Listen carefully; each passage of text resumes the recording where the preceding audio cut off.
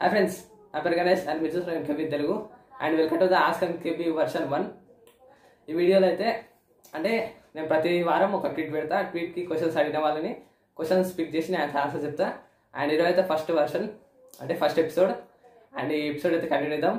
And first question చూసుకుంటే అద్వైత్ అడుగుతున్నారు. అద్వైత్ అన్న ఐఫోన్ ఎస్సీలో punch cameras and in display fingerprint rumours వస్తున్నాయి, ఉంటాయి అన్నట్టు ఉంటాయా? నైన్స్ అయితే ఈ ఇయర్ అయితే ఉండదు బ్రో. అంటే 14-15 సిరీస్ అయితే ఉండాలి కనీసం in display finger print censor ఉండాలంటే. ఇప్పటికి కూడా యాపిల్ ఫేస్ ఐడి మీదే డిపెండ్ అవుతుంది. మన అన్ని కంపెనీస్ చూసుకుంటే తొందరగా తెస్తాయి, కానీ యాపిల్ తేవాలంటే చాలా టైం పట్టుద్ది. కాబట్టి ఒక 2 years అయితే మ్యాక్సిమం పట్టుద్ది. అండ్ నెక్స్ట్ క్వశ్చన్ చూసుకుంటే సాయి చరణ్ స్టార్ అడుగుతున్నాడు. బ్రో నేను రెడ్మీ నోట్ 9 Pro Max వాడుతున్నా. సిస్టమ్ అప్డేట్లోకి వెళ్ళి వాట్స్ న్యూ ఆప్షన్ క్లిక్ చేస్తే you don't have permission to access, make sure your account is signed in and దీనికి ఏమైనా చేయాలో ప్లీజ్ పిక్. అంటే ఇప్పుడు మీరు ఎంఐ అకౌంట్ లాగిన్ కాలేదనుకుంటా, ఎంఐ అకౌంట్ లేదనుకుంటా, ఒకసారి ఎంఐ అకౌంట్ మళ్ళీ క్రియేట్ చేసుకోండి. లేదంటే అది ప్రాబ్లం వచ్చినట్టుంది, పాస్వర్డ్ అని చేంజ్ చేసుకొని మళ్ళీ అకౌంట్లో లాగిన్ అయితే మళ్ళీ అప్డేట్ అయితే రావచ్చు.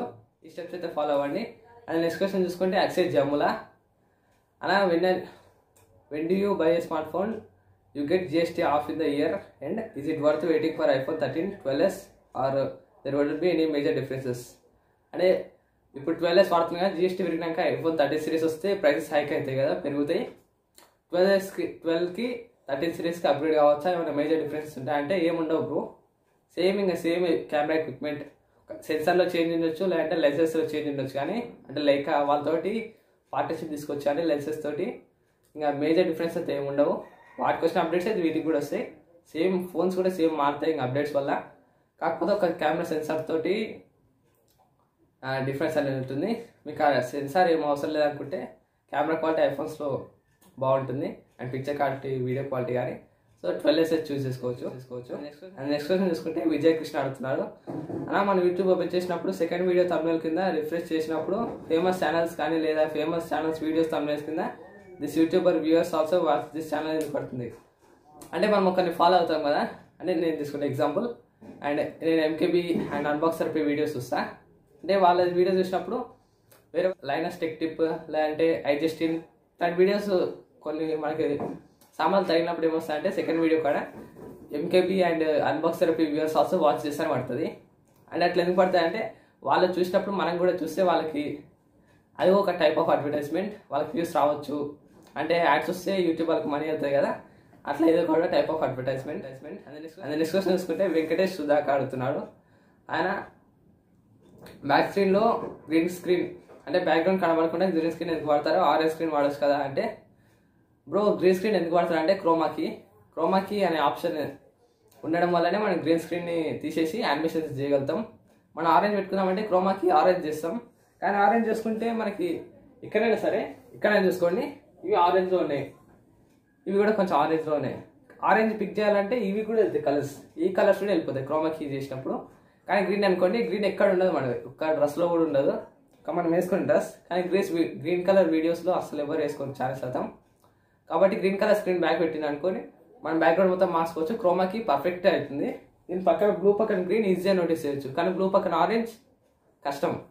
అందుకు క్రోమాకి ఎనేబుల్ చేసుకోవడానికి పిక్చర్ ఇన్ పిక్చర్ మోడ్ కోసం గ్రీన్ స్క్రీన్ అయితే వాడతాం.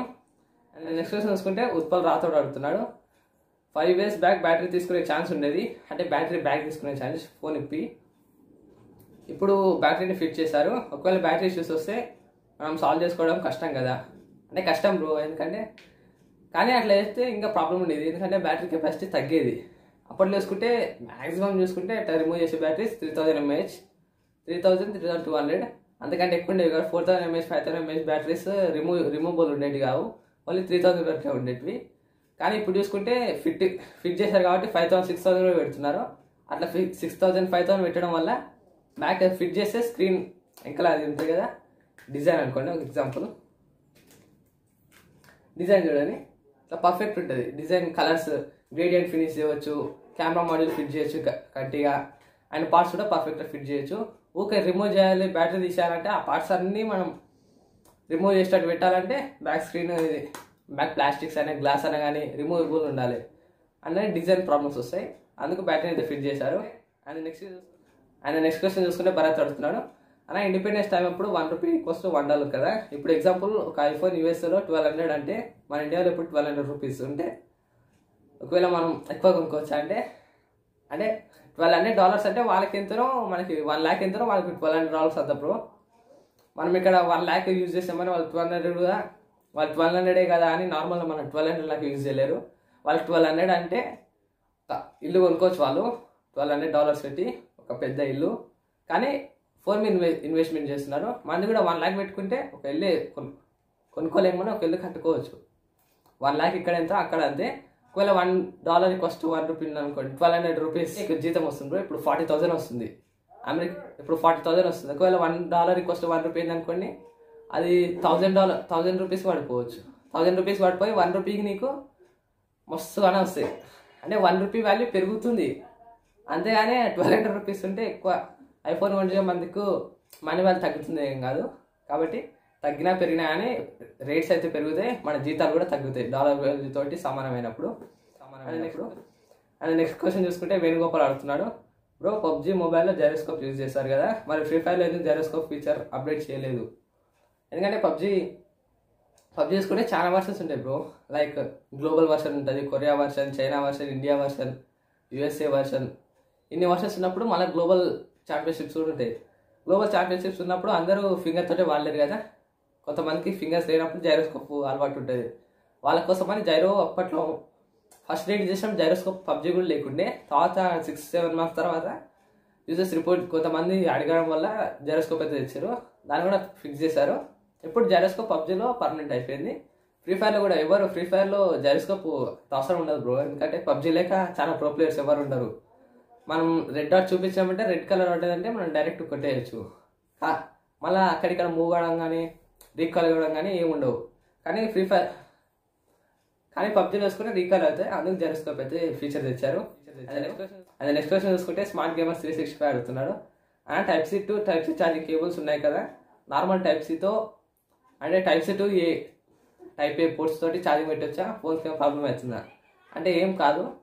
ఏవైనా ఛార్జర్ కేబుల్సే, ఏవైనా డేటా కేబుల్సే మనం దేనితోనే ఛార్జింగ్ పెట్టచ్చు. కానీ కంపెనీస్ మాత్రం వాళ్ళ ఛార్జర్స్ కొనాలని Type-C to Type-C chargers cables అయితే ఇస్తున్నారు.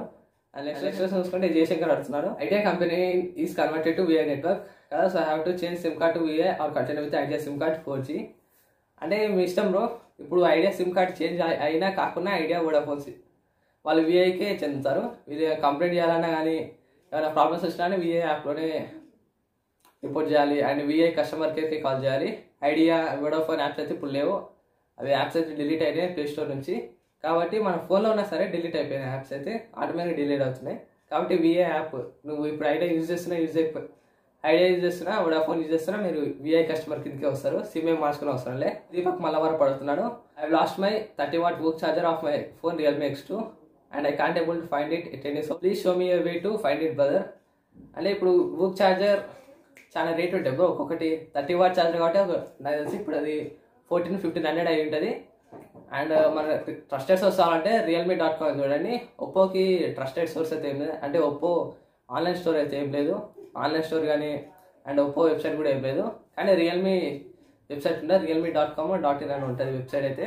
అందులోకి వెళ్తే మీకు బుక్ ఛార్జ్ అయితే ఉంటుంది. కానీ ప్రైస్ చూసుకుంటే దగ్గర మనకి 1200-1300 ఉంటుంది బ్రో. అడాప్ట్ చేసుకోగలుగుతా అనుకుంటే కొనగలుగుతా అనుకుంటే ఏం కాదు. కానీ నెక్స్ట్ క్వశ్చన్ చూసుకుంటే అశోక్ కుమార్ అడుగుతున్నాడు, Nokia upcoming mobiles in India and upcoming pixel mobiles in India with 5G network మీద బ్రీఫ్ ఇన్ఫర్మేషన్ ఇవ్వండి. అంటే నెక్స్ట్ 5G ఫోన్స్ నోకియా నుంచి గూగుల్ నుంచి చూసుకుంటే Google pixel 4a 5G and Google pixel 6 series అన్న 5 series అన్న ఇండియాలో అయితే లాంచ్ కావచ్చు. అండ్ నోకియా మొబైల్స్ చూసుకుంటే నోకియా 5G మొబైల్స్ అయితే ఏం చేయట్లేదు బ్రో. అంటే నోకియా మంచి బ్రాండ్ వాల్యూ ఉంది కానీ అది అసలు పట్టించుకోవట్లేదు. బ్రాండ్ వాల్యూని పట్టించుకోవడానికి ఇప్పుడు ఏమవుతుందంటే నోకియాకి ఎంత బ్రాండ్ వాల్యూ ఉన్నా మంచి ఫోన్స్ ఇవ్వట్లేదు, బడ్జెట్లో ఇస్తుంది. ఎక్కడంటే 4,000 to 7,000 ఆ ప్రైస్ రేంజ్ మొత్తం ఫోన్స్ ఇస్తుంది. కానీ వేస్ట్ ఫోన్స్ మనం హై ఎండ్లో 5G ఫోన్స్ బడ్జెట్ రేంజ్లో కానీ మిడ్ రేంజ్లో కానీ ఈ ఫోన్స్ అయితే ఇవ్వట్లేదు. ఆ ఫోన్స్ ఇస్తే మార్కెట్ ఇప్పటికీ నోకియా క్యాప్చర్ చేయగలదు. నాకైతే ఇప్పటికీ కూడా మంచి బ్రాండ్ వాల్యూ అయితే ఉంది. అండ్ ఫోన్స్ చూసుకుంటే నోకియా 9 పూర్వ్యూ అండ్ నోకియా 8.2 నోకియా 7.2 ఈ ఫోన్స్ అయితే లాంచ్ కావచ్చు 5G phones. And last question చూసుకుంటే దిలీప్ నంద అడుగుతున్నారు, అన్న MI 20 Pro or OnePlus 8T camera and display major priority. Camera and display major priority అనుకుంటే మీరైతే OnePlus 8T తీసుకోండి బ్రో. కెమెరాస్ బాగుంటాయి, కెమెరాస్ అయితే చాలా ఇంప్రూవ్మెంట్ చేశారు. సేమ్ ఎక్విప్మెంట్ కానీ IMX 586 సెన్సరే కానీ 48 MP, కానీ ఇమేజ్ 6 Gen ప్రాసెసింగ్, ISP అయితే ఇంప్రూవ్ అయింది 888 ప్రాసెసర్ తోటి, అంటే 865 ప్రాసెసింగ్ పెరిగినందుకు మంచి క్యాప్చర్స్, ప్రాసెసింగ్ చేంజ్ అయినందుకు మంచి డీటెయిల్స్ అండ్ మంచి పిక్చర్ క్వాలిటీ అయితే వస్తుంది. MI 20 Pro కంటే OnePlus 8T అయితే తీసుకోవడం అది బెస్ట్. ఇవి గైస్, ఇవి మీరు అడిగిన క్వశ్చన్స్ అయితే. Thanks for watching. అండ్ మీరు క్వశ్చన్స్ అడగాలంటే AskMKBI ట్విట్టర్లో, ఇన్స్టాగ్రామ్లో, యూట్యూబ్లో ఎక్కడైనా అడగండి, నేనైతే రెస్పాండ్ అవుతా. అండ్ ప్రతి వీక్ అయితే సండే రోజు ఈ క్వశ్చన్ అండ్ ఈ Q&A అయితే ఉంటుంది, అంటే AskMKB. Thanks for watching. If you enjoy the video, don't forget to like and subscribe to my channel. This Ganesh and you're watching MKB in Telugu. Peace.